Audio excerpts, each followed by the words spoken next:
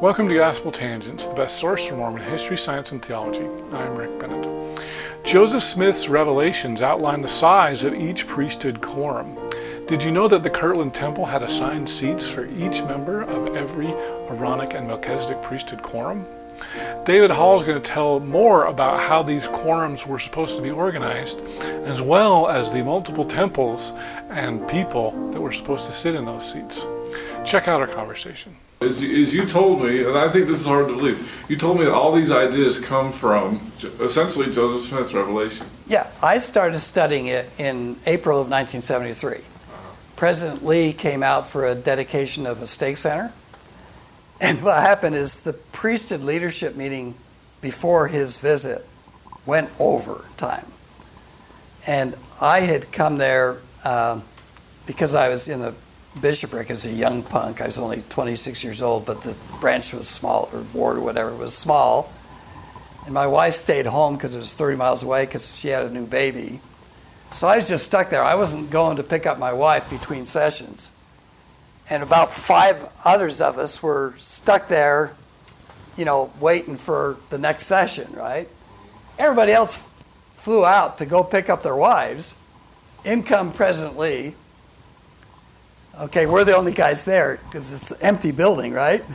He was with some clerk and he takes his coat off, takes his tie off, sits there and talks to 5 of us.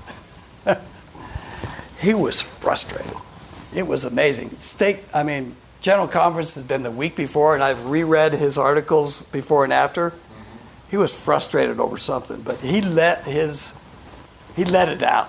Us 5 young guys. He complained about how he couldn't get anything done in the church, and the 12 were blocking him on this, and he got 10,000 letters when he tried to close down Rick's College, and on and on. He was just, and I couldn't believe it. He was, he was just laying it out on us.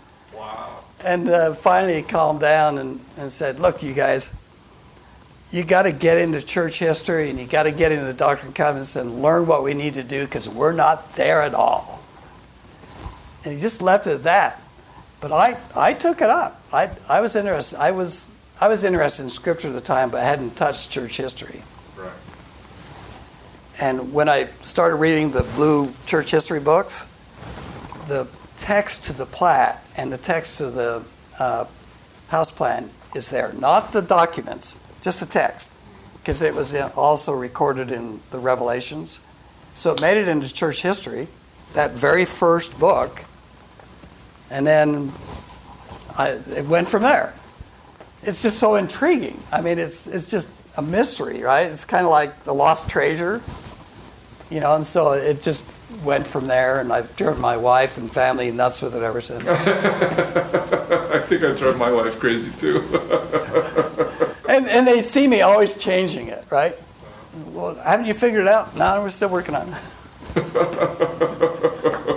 Well, and I know you've been sending me updates on the plat. On my new Vista plat? Yeah.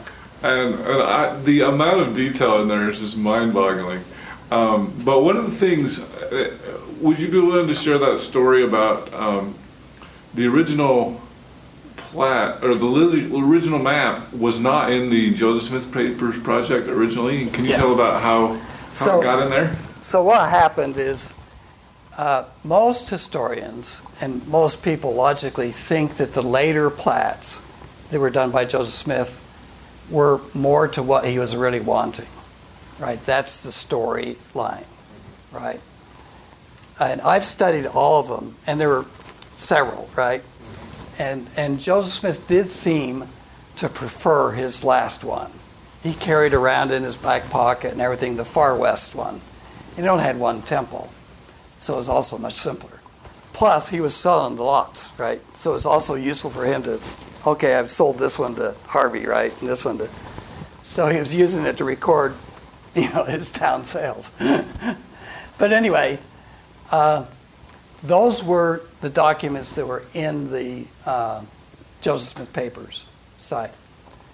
And coincidentally, what happened, and I don't know if this was planned or what, but the Wall Street Journal, because of all my problems in Vermont, came out and saw Hall Labs, just everything you saw. And oddly enough, they never wrote about that. The title of their Wall Street Journal article was, Mormon Baron or something like this, trying to, they saw everything and then just did headlines, for clicks. But they had gone to the church to ask for, hey, where's this plot that David Hall's given us, right? Because I'd given them copies of the original, right? And they couldn't find it. And a few weeks later, it did show up. So it's now on the Joseph Smith paper site, both the house plan and the plat. And so you can zoom in and see it all. And I got high resolution copies of it clear back in the 80s. So I've had it for a long time. But the public just barely, in the last year has gotten access. It's very complex. It's, something you can't absorb in one session. That's for sure. And it triangulates.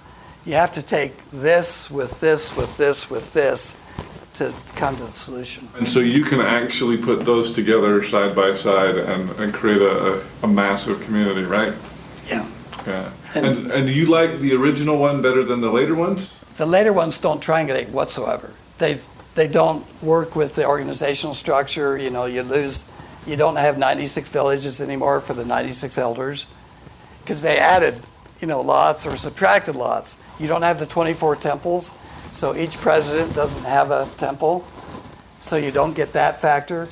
There's exactly 1,920 offices in the 20 buildings. There's exactly 4 times 480, 1,900. Exactly. Not one off, not two off, and they're exactly the same size. And they're completely parallel to where they sit in the assembly hall. So it's reinforcing over and over and over to anybody who's walking around the community what the organizational structure is. You can't escape it. There's no way to escape it. So, yeah. But it's totally different than we do. No hierarchy whatsoever. There's not one stake president. There's 24. There's not one over the other. They all have specific duties. And that's in line with the scripture that says, learn your flipping duty, right? Stay out of this territory, right?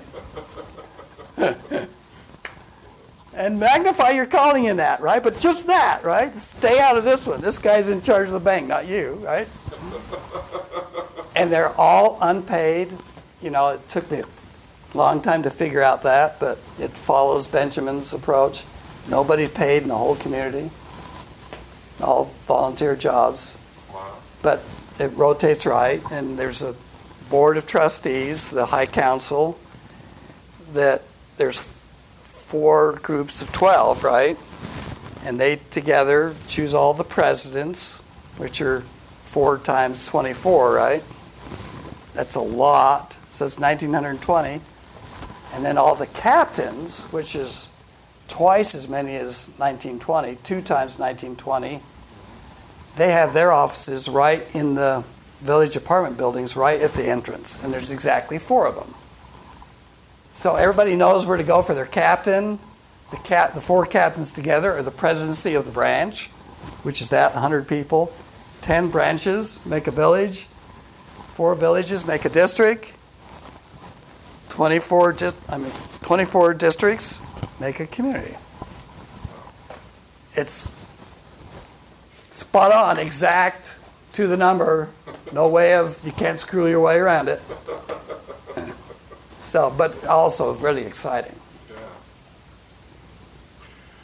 Well, cool. Well, is there anything we've missed that I should be asking you about? Well, you saw it. This guy's on, so. Yeah. And we're still naive as all get out. We're still figuring things out. Yeah. And every time we take on a new problem, it becomes more complex than we think, right? And things go around in circles. Then that pushes off another problem. Then there's another problem. So there's no end to it. I mean, it's amazing to me how many different projects, from medical devices to electric cars to water purification to farming to there's so many things. Opening, lifting elevators and things like that. it's mind-boggling. I mean, it's like you're a they're all- modern-day Michelangelo here with all these ideas. No, because the plat itself is screaming at you for them, right? You don't have to be that creative. It's screaming. And I don't know, maybe it was just me, but we walked in there and there was a sign that said lasers in use or something, and I was just like, holy cow, this is like really cutting-edge technology you're doing. Yeah. But still, you're like, but these can still be put together with standard nuts and bolts. And Yeah, the precision that comes from the laser, and now you don't need the robot, right? On and on. So what you do is you simplify at the very beginning and don't just pour capital on it. And then you end up with something that is simple. So these building units called adaptive that we'll be producing next year, it'll be in a factory just like you saw for Vanderhall. There's not going to be robots, there's not going to be cranes, there's not going to be any of that, and it'll be amazed. People will be amazed how simple it is to put it together. Oh, I know. I was amazed. Yeah. Well, great. So people want to learn more about the New Vistas community. Tell us the website. It's newvistas.com. Okay. So New Vistas, and then just .com.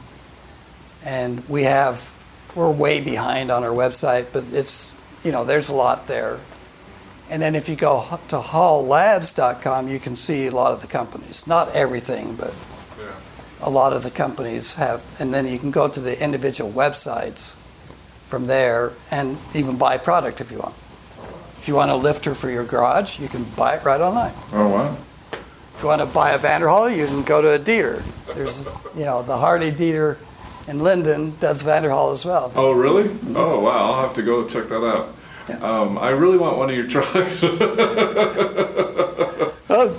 Go get a ride at the Harley dealer. Yeah. Oh, are they selling them there, the Braxton? Yeah. Oh, wow. Oh, I didn't realize that. Well, yeah, they'll be selling the Vanderhall and also the ATV. Oh, wow. Now that the ATV won't be in production until next year, Okay. but the other cars you saw are readily available at dealers. That's awesome.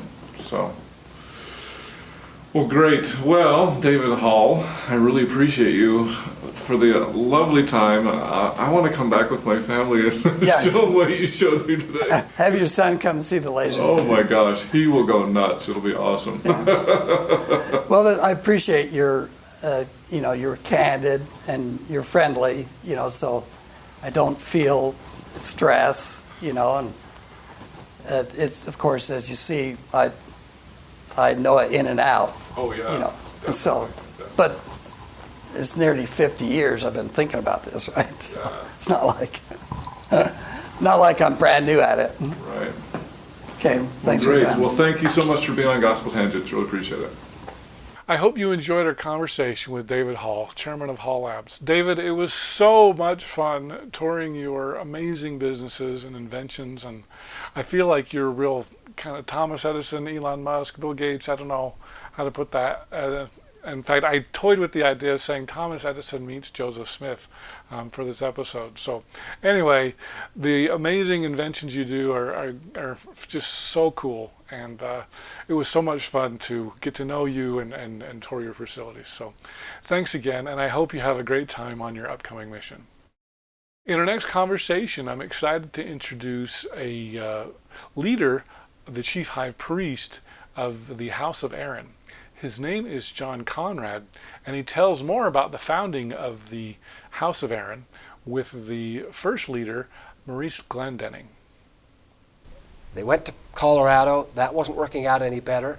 Then they were going to go back to Kansas. But they got on the road, and he and I think it was his brother-in-law, somebody who was with him, they took the wrong road and ended up in Salt Lake City. Oh, wow. And in Salt Lake City, when he came around the Mormons, a lot of words that had been in his revelations, Levi, Aaron, Israel, Ephraim, Mormons were acquainted with them. Right. And they were the first people that didn't want to throw him over the river when he mentioned those words. So they moved to Salt Lake. And we're off the cuff here. I don't trust my chronology perfectly, but I think they moved to Salt Lake around 29, maybe 28, 29. It was just right about the time the worst of the Depression hit.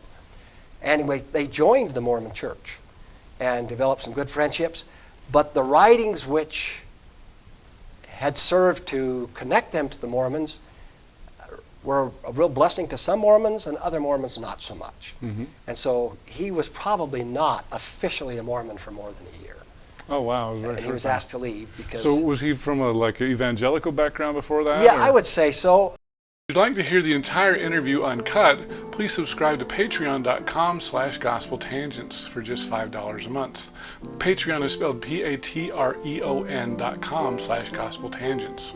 If you'd like to watch the entire video, you can subscribe at YouTube, Patreon, or on my website at gospeltangents.com and click the yellow subscribe button for just $8 a month.